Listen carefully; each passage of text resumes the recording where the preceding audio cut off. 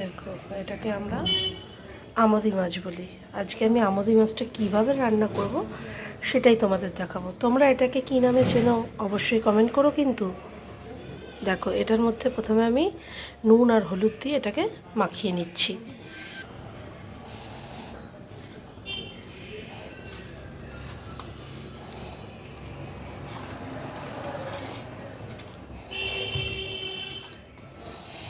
হয়ে গেছে, এবারে আমি এটাকে ভেজে নেব।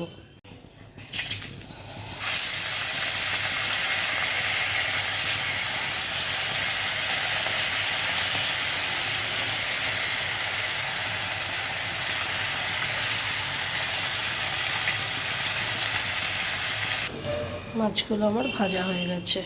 এবারে কড়াতে একটু সর্ষের তেল দেবো, ব্যাস অল্প, 4টে চেরা কাঁচা লঙ্কা দিলাম। এবারে দেবো একটু কালো জিরে, সামান্য একটু পেঁয়াজ,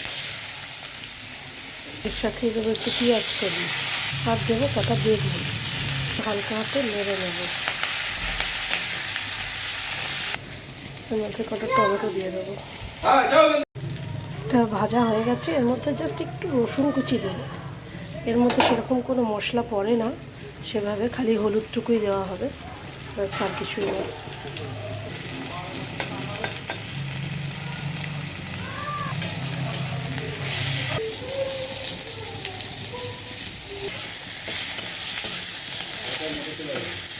এবারে আমি একটু জল দিয়ে দেবো।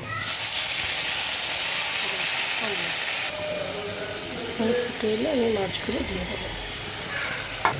হালকা হাতে একটু নেড়ে চেড়ে ধনে পাতা কুচি দিয়ে নামিয়ে দেবেন। গরম ভাতের সাথে দারুণ লাগবে খেতে। খেয়ে অবশ্যই বলবেন কেমন লাগলো।